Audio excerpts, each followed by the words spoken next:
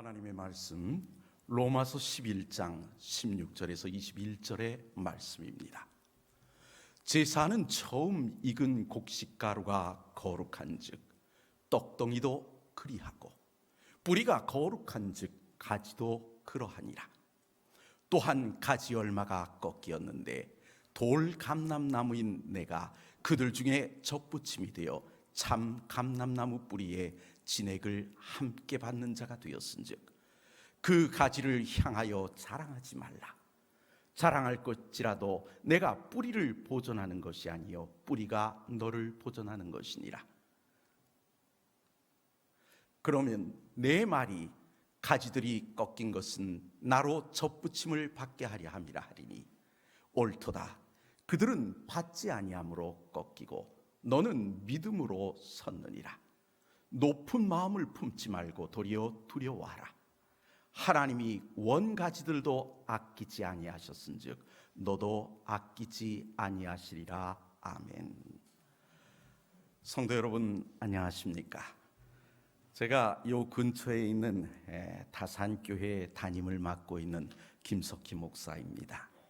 제가 이 교회에 오면 우리 목사님 네 분 외에는 별로 아는 분들이 안 계실 것이라고 생각했는데 여기 오니까 아는 분이 계셔서 제가 얼마나 반가웠는지 모릅니다. 우리 이 목사님과는 제가 인연이 어떻게 되는가 하면 제가 교직에 한 10여 년 있다가 이제 신학을 다시 공부하러 와서 청량리교회에 제가 교육전도사로 일을 했었습니다. 거기 섬길 때 우리 목사님께서 그곳에 계셨습니다. 또 그곳에서 결혼하실 때 제가 청년들과 함께 축가를 했던 것으로 기억이 되는데 제 기억이 맞나 모르겠습니다. 맞습니까? 제가 존경하는 우리 이선미 목사님 근무하시는 교회에서 또 이렇게 말씀을 증거할 수 있는 기회를 얻게 되어 참으로 영광으로 생각하고 하나님께 감사를 드립니다. 저는 대예배 설교 때에는 이런저런 이야기를 하지 않고 하나님의 말씀만 전합니다. 그래서 제가 인사를 드려도 지금 드려야 될 것 같아서 이렇게 주저리 말이 좀 많았습니다. 양해해 주시기 바랍니다. 제가 오늘 여러분들과 함께 하나님의 말씀을 나누기 위해 이곳에 왔습니다. 사실 제가 원래 준비했던 말씀은 이 말씀이 아닙니다.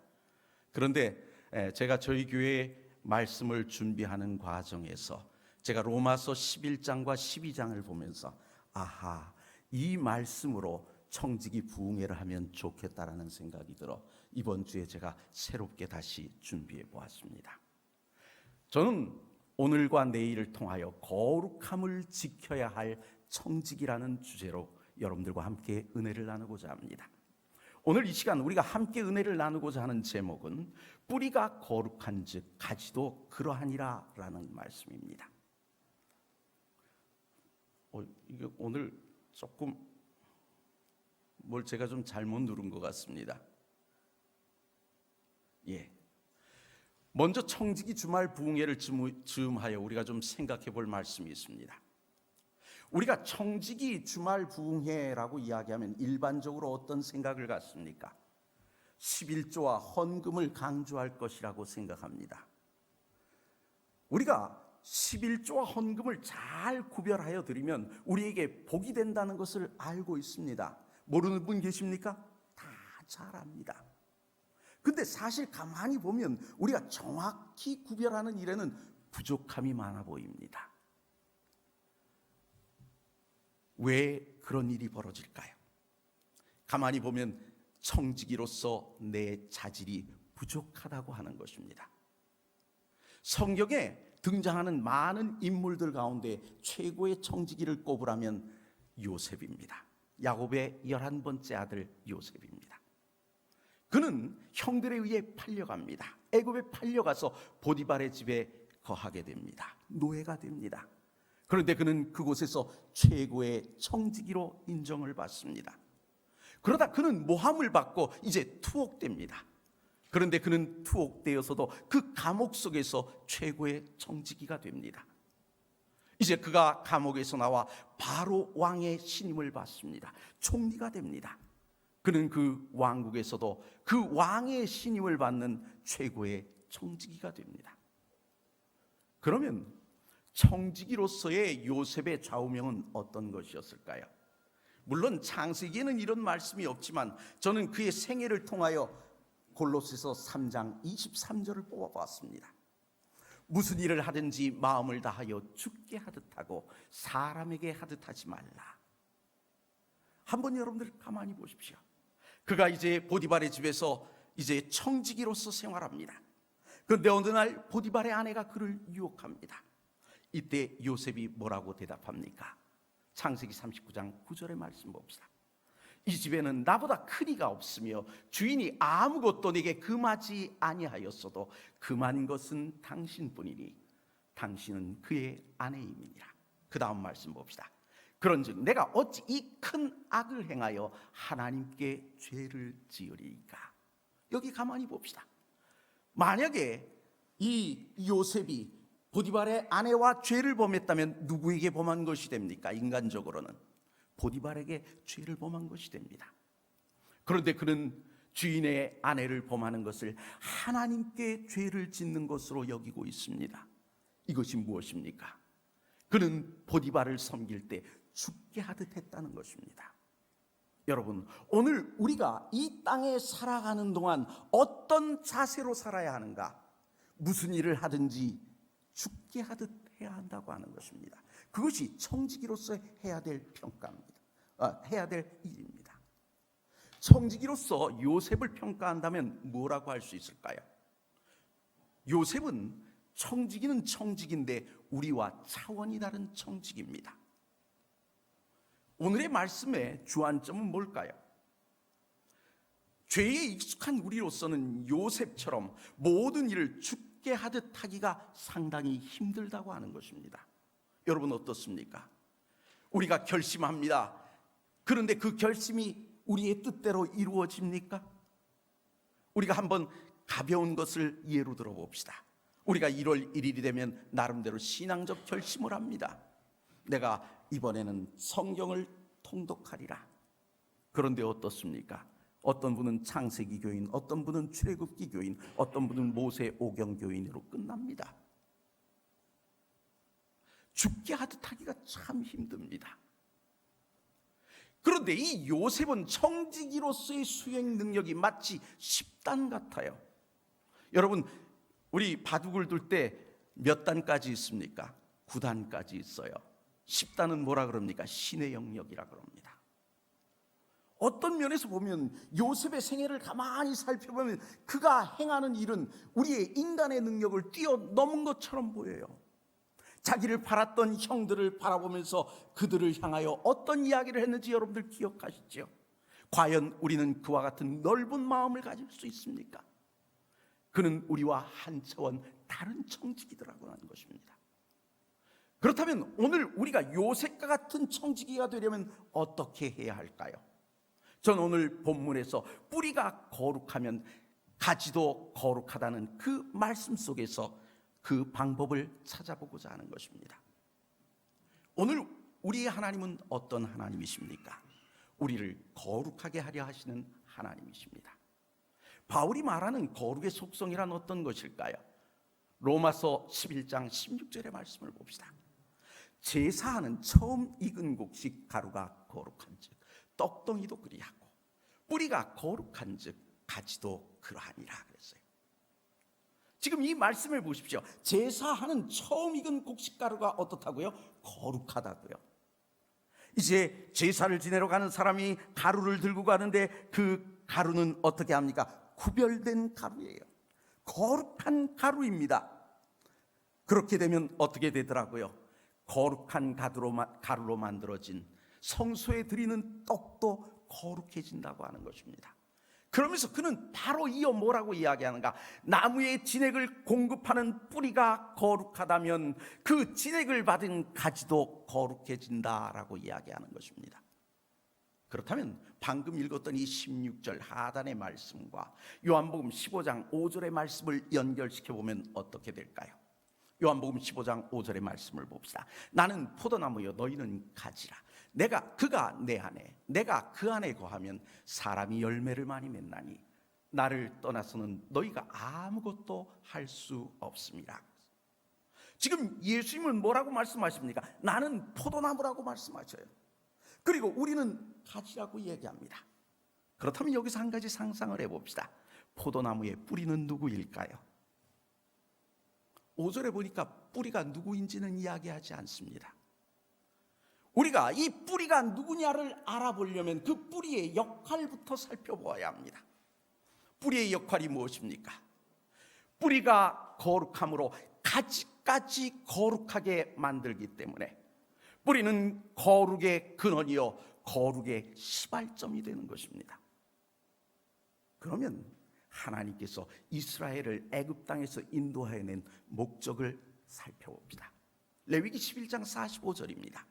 나는 너희의 하나님이 되려고 너희를 애굽 땅에서 인도해낸 여호와라. 그 다음 말씀 같이 읽어봅시다. 시작. 내가 거룩하니 너희도 거룩할지어다. 왜 인도하셨습니까? 이스라엘의 하나님이 되려고 그들을 인도해 내셨어요. 그런데 그 다음 말씀이 뭡니까? 하나님께서 거룩하신 것처럼 우리도 거룩하게 하게 하기 위하여 우리를 불러내셨다고 이야기합니다. 그러니 거룩의 근원 누구세요? 하나님이십니다. 그러면 이 거룩을 시각적으로 설명해 주는 말씀은 어떤 걸까요? 창세기 1장 26절과 27절입니다. 하나님이 이르시되 우리의 형상을 따라 우리의 모양대로 우리가 사람을 만들고 그들로 바다의 물고기와 하늘의 새와 가축과 온 땅과 땅에 기는 모든 것을 다스리게 하자 하시고 27절이요. 하나님이 자기 형상 곧 하나님의 형상대로 사람을 창조하시되 남자와 여자를 창조하시고 그랬어요. 거룩이란 무엇인가? 하나님의 형상을 닮은 존재로 살아가는 거예요. 내가 거룩하니 너희도 거룩하라 라고 말씀하신 그 하나님, 그 하나님께서 우리의 형상을 어떻게 하셨다고요? 하나님의 형상대로 지으셨다고요. 그러니 오늘 우리가 하나님의 형상을 닮은 존재로 사는 것이 바로 뭔가 거룩이라는 것입니다. 다시 말하면 하나님의 품성인 사랑과 공의를 실천하며 사는 것입니다. 죄로 잃어버린 하나님의 형상을 우리 안에 회복시키는 것, 이것이 오늘 우리에게 필요한 것입니다.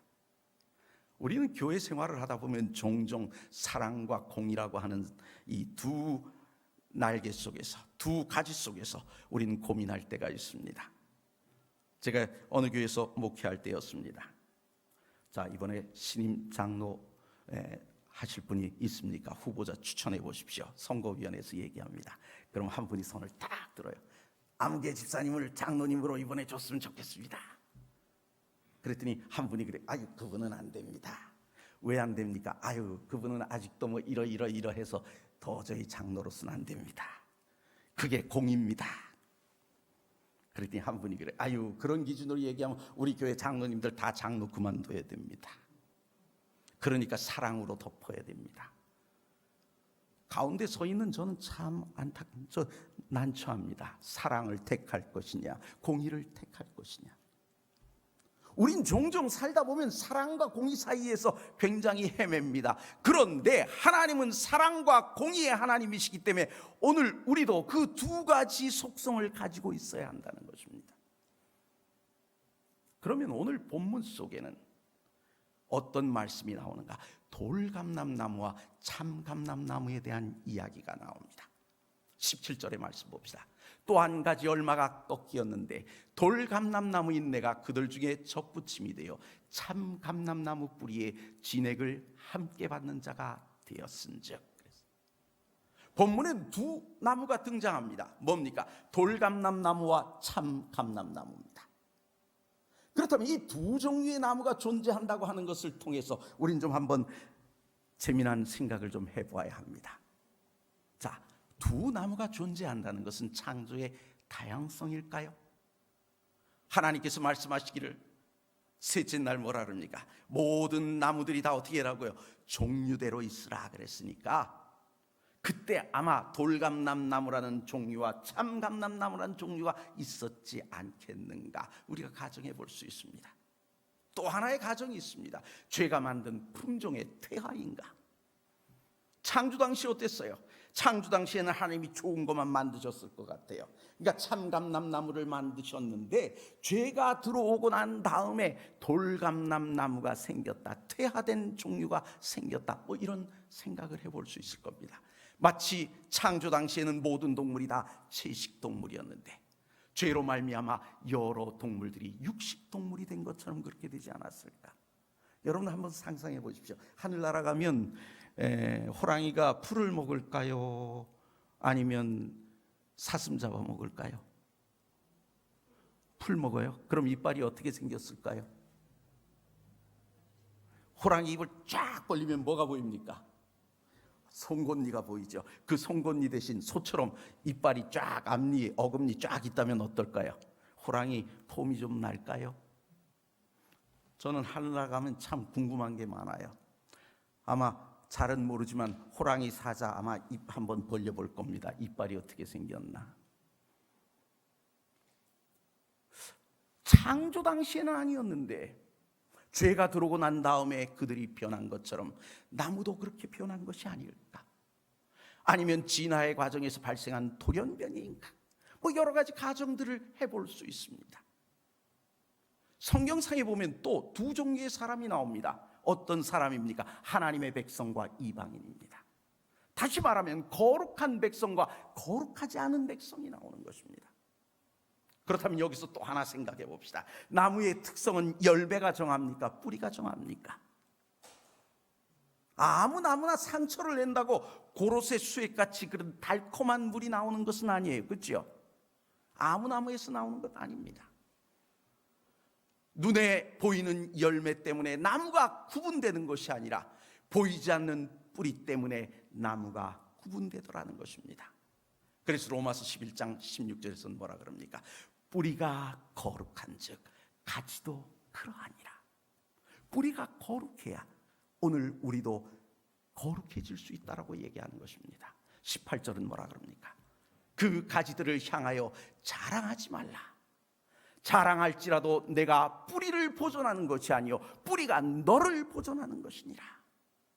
네가 뿌리를 먹여 살리는 것이 아니라 뿌리가 지금 너를 먹여 살리고 있다. 그러니 자랑하지 말라고 이야기하는 것입니다. 그렇다면 우리가 생각해 봅시다. 죄를 지어 멸망받을 수 없는 오늘 우리들입니다. 절망에서 소망을 얻는 비결은 무엇일까요? 본문은 접붙임을 이야기합니다. 17절 봅시다. 또 한 가지 얼마가 꺾이었는데 돌감람나무인 내가 그들 중에 접붙임이 되어 참 감람나무 뿌리에 진액을 함께 받는 자가 되었은즉. 이 접붙이기라는 것이 무엇입니까? 사전적으로는 그렇습니다. 서로 다른 두 나무의 일부를 잘라서 연결한다. 하나의 개체로 만드는 인위적인 재배 기술로 수확량, 품질 등의 영향을 줄 수 있다. 이렇게 나옵니다. 그러면 농업에서의 접붙이기와 영적 의미에서의 접붙이기는 어떤 차이가 있을까요? 농업의 관점에서 우리가 좀 생각해 봅시다. 창조 당시의 품종은 어땠을까요? 완전했어요. 여러분 한번 생각해 봅시다. 왜 하나님께서 죄 지은 인간을 에덴 동산에서 내쫓고 난 다음에 그 다음에 그 동산 안에 들어오지 못하게 화염병으로 검으로 막으셨을까요? 생명나무의 열매를 먹지 못하게 하는 것입니다. 여러분, 죄가 들어오고 난 다음에 하나님께서 하신 일이 뭔가? 아담을 직접 저주하지 않으시고 땅을 저주했어요. 그래서 우리가 땅에서 나는 소산을 먹으면 어떻게 됩니까? 그것으로서 힘을 얻습니다. 어린아이들은 그것을 먹을 때 자랍니다. 그렇죠? 그런데 그것이 우리 몸에 굉장히 소중한 것이긴 한데 그것이 계속 먹다 보면 어떻게 됩니까? 결국은 늙어서 죽게 됩니다. 일본에서 오래전에 이런 일이 있었답니다. 이제 농업을 하는 사람들에게 땅콩을 재배하라고 권했어요. 그래서 열심히 땅콩을 재배해서 내놨는데 사람들이 사질 않는 것입니다. 그러니 이제 난처해졌어요. 국가에서 팔아줘야 되잖아요. 그래서 영양학자들을 부릅니다. 야, 이 안에 뭐 좋은 거 있나 한번 뒤져봐라. 어느 날 신문에 납니다. 땅콩을 먹으면 노화가 방지되고, 땅콩을 먹으면 뭐가 좋고 쫙 그것만 먹으면 불로장생할 것 같아요. 그럼 사람들이 어떻게 할까요? 막 땅콩을 사 먹어요. 땅콩이 잘 팔리니까 어떻게 합니까? 농사 짓는 사람들이 전부 다른 품종 다 내려놓고 땅콩을 농사 짓는 겁니다. 야, 이제 땅콩 그만 짓게 해야 되겠다. 이번에 또 영양학자들 부릅니다. 여기 좀 안 좋은 거 있나 살펴봐라. 어느 날 신문에 납니다. 땅콩에서 발암물질 발견. 어떻게 될까요? 그날로 끝입니다. 창조 당시 품종은 완전했어요. 그런데 죄의 결과로 어떻게 됩니까? 불완전해지고 말았습니다. 그래서 농업의 접붙이기는 뭡니까? 두 나무의 장점과 단점을 보완해서 더 개선된 품종을 얻으려고 하는 것입니다. 그러면 영적인 관점에서 좀 살펴봅시다. 창조 당시 우리는 어땠습니까? 하나님을 닮은 존재였어요. 거룩한 백성이었어요. 그런데 죄의 결과로 어떻게 됩니까? 하나님의 형상, 하나님의 품성이 사라져버리고 만 것입니다. 거룩함이 없어지고 말았어요. 그래서 참감람나무에 첩붙임을 받는다는 것은 거룩이란 진액을 공급받아 거룩해지기 위한 방법이라고 하는 것입니다. 여러분, 오늘 우리가 하나님의 뿌리이신 참감람나무에 우리가 첩붙임을 받아야 하는 이유가 거기에 있는 것입니다. 그렇다면 영적 관점에서 다시 첩붙임의 이야기를 살펴봅시다. 이것은 운명의 전환입니다. 갈라디아 2장 20절 말씀 봅시다. 내가 그리스도와 함께 십자가에 못 박혔나니 그런즉 이제는 내가 사는 것이 아니요 오직 내 안에 그리스도께서 사시는 것이라. 이제 내가 육체 가운데 사는 것은 나를 사랑하사 나를 위하여 자기 자신을 버리신 하나님의 아들을 믿는 믿음 안에서 사는 것이라. 지금 여기 보니까 그리스도와 함께 십자가에 못 박혔다라고 이야기합니다. 돌감람나무인 가지인 내가 참감람나무인 그리스도에게 어떻게 해요? 첩붙임이 되는 것입니다. 십자가, 예수 그리스도께서 달리신 그 십자가에 나도 같이 못 박히는 거예요. 첩붙임이 되는 것입니다. 그렇다면 첩붙임된 이후의 삶은 어떻습니까? 아까 읽었던 말씀에 뭐라 그럽니까? 이제는 내가 사는 것이 아니요 내 안에 누가 사신다고요? 그리스도께서 사신다고요. 운명의 전환 맞습니까? 맞습니다. 17절의 말씀 봅시다. 참감람나무의 뿌리의 진액을 함께 받는 자가 된다는 것입니다. 다시 말하면 죽을 수밖에 없던 인생이 이제는 영원히 살 수 있는 사람이 되었다고 하는 사실인 것입니다. 그렇다면 우리는 첩붙임을 받아야 합니다.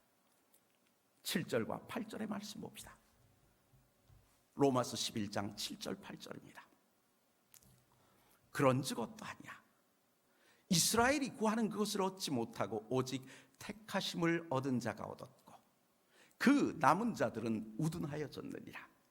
기록된 바 하나님이 오늘까지 그들에게 혼미한 심령과 보지 못할 눈과 듣지 못할 귀를 주셨다 함과 같으니라.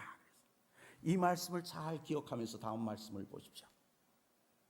택하심을 입은 자와 조금 아까의 말씀 보면 그 남은 자들이란 이야기가 나옵니다.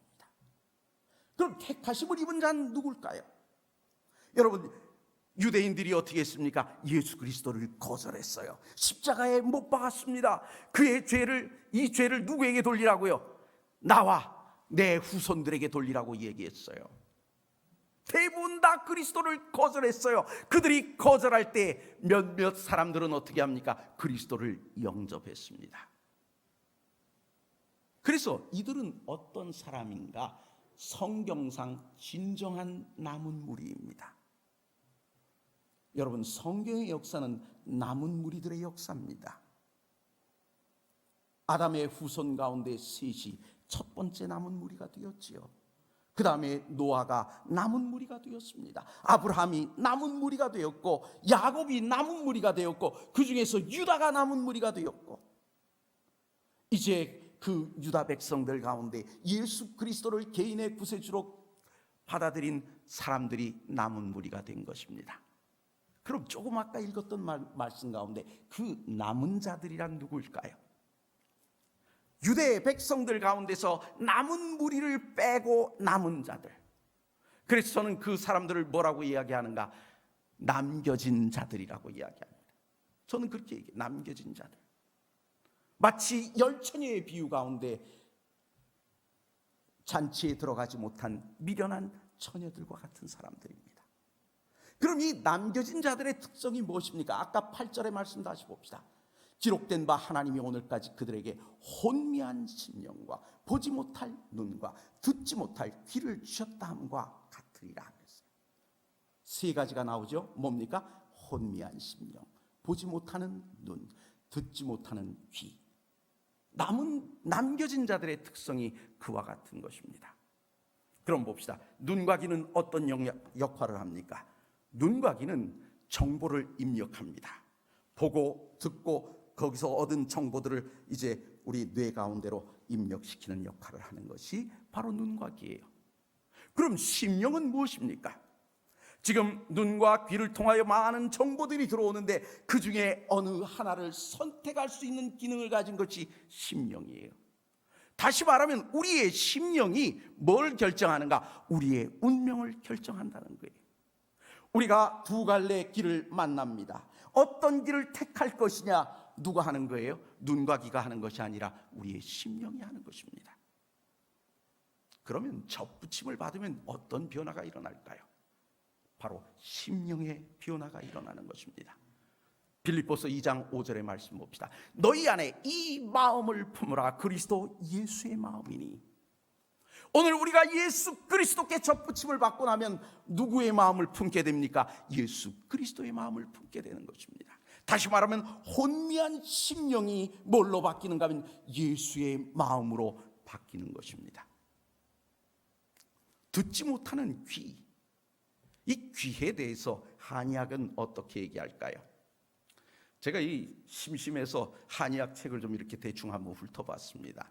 그랬더니 한의학에 보면 진단법이 나오는데 그 진단법을 사진법이라고 합니다. 망, 문, 문절 이래요. 망은 뭐냐면 보는 겁니다. 그래서 이렇게 사람 얼굴을 보고 얼굴이 뻘거면 뭐라 그래요? 아이고 저 열받았구나 사람들이 그러죠. 눈이 쾡만이 들어가면 어떻게 합니까? 아이고 요즘 많이 몸이 축이 났구나. 보고 하는 것입니다. 그 다음 문자는 뭡니까? 듣고 하는 겁니다. 저는 제가 음악을 했던 사람이기 때문에 사람들 목소리에 관심이 많습니다. 목소리를 들으면 대충 이 사람이 좀 병이 났구나 대충 압니다. 여러분들도 그러지 않습니까? 이런 소리 내면 어떻게 합니까? 감기 걸렸어 그러잖아요. 기침 소리 듣고 알지 않습니까? 그 다음 문자는 뭡니까? 물어보는 게 어디 아프세요? 저는 만져보는 것입니다. 그러면 이 망진법, 제일 앞에 나오는 이 망진법에서 이 귀를 통해서 알 수 있는 장기는 뭔가? 신장의 기능을 알 수 있다 그래요. 신장이 뭡니까? 콩팥이죠. 그래서 이 귀가 뻘거면 신장에 열이 있다라고 이야기합니다. 귀가 시커매면 이제 신장에 병이 났다 이렇게 봅니다. 신장의 역할은 뭐라고 이야기하는가? 한의학에서는 피를 걸러주는 역할을 하고 뼈를 주관하고 진액을 만들고 귀가 잘 들리고 안 들리고 하는 역할을 한답니다. 그래서 이 진액이라는 말은 뭔가 하면 이제 나이가 들면 이 신장의 기능이 떨어지는데 신장의 기능이 떨어지면 진액을 만들어주지 않기 때문에 피부가 이제 처지기 시작하다가 주름살도 생기고 이제 그렇게 되는 것들이 진액이 만들어지지 않기 때문이다 이렇게 얘기를 합니다. 그러면 한의학의 관점과 다른 영적 관점에서 귀의 역할은 어떤 것일까요? 한의학의 관점에서 보면 이제 신장의 기능이 저하되면 어떻게 이야기하는가? 듣는 기능도 저하된다 이렇게 얘기합니다. 그래서 이제 신장 기능이 안 좋아지면 어떻게 해요? 잘 못 듣는다 이렇게 얘기합니다. 그럼 영적 관점에서 보면 어떻게 될까요? 우리가 무엇을 듣느냐에 따라서 내가 변화될 수 있다는 것입니다. 여러분 한번 생각해 봅시다. 듣는 거 중요합니까? 중요합니다. 제가 군에 가기 전까지는 제 입에서 쌍시옷이 나온 적이 없습니다. 단언컨대 없습니다. 왜냐하면 저희 아버지가 되게 무서우셨어요. 그래서 제가 쌍시옷을 거의 안 해봤습니다. 근데 군에 갔더니 18이라는 단어가 있지요. 뭐 그게 어떻게 되는 건지 아시죠? 이게 숨소리하고 똑같아요. 18 그러더니 콤마도 18로 찍고 마침표, 문장의 마침표도 18로 찍어요. 18 그래서 18 그러잖아 18. 하도 듣다 보니까 맨 처음에는 도저히 못 들어주겠더니 나중에는 그게 그냥 숨소리처럼 들려요. 제가 친구들하고 이렇게 지내다가 아이씨 그랬더니 친구들이 깜짝 놀래요. 야, 너 그런 소리 할 줄 몰랐잖아. 자꾸 듣다 보면 어떻게 됩니까? 익숙해지는 겁니다. 제가 삼육중고등학교를 나오고 사회대학을 1년 다녔어요. 맨 처음에 가니까 술, 담배 안 한다고 제가 얼마나 구박을 많이 받았는지 모릅니다. 여학생들이 그럽니다. 남자가 한 대 피울 땐 피우고 마실 땐 마셔야지. 이래. 미치겠더라고요. 근데 한 1년간 보다 보니까 애들이 술 딱 마시더니 그전에 막 멱살 잡고 싸우던 놈들이 어깨 동무 딱 하고 나오더라고요. 이야, 그럴듯해 보여요. 제가 거기서 나오기를 얼마나 잘했는지 모릅니다. 남들이 그렇게 술 마시는 게 그럴듯해 보이면 언젠가는 저한테도 그럴듯한 일이 되지 않겠습니까? 우리가 무엇을 보느냐, 무엇을 듣느냐 하는 것은 굉장히 중요합니다. 내가 변할 수 있기 때문입니다. 로마서 10장 17절 보십시오.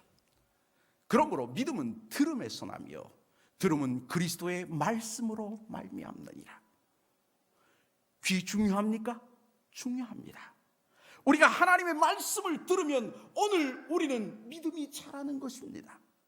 우리가 왜 하나님의 말씀에 귀를 기울여야 합니까? 왜 아침 저녁으로 하나님의 말씀에 우리의 마음을 두어야 합니까? 왜 우리는 안식일이면 교회를 와야 합니까? 금요일 저녁에 왜 와야 합니까? 3일 저녁 예배는 왜 참석해야 합니까? 믿음은 어디서 난다고요? 들음에서 나기 때문입니다.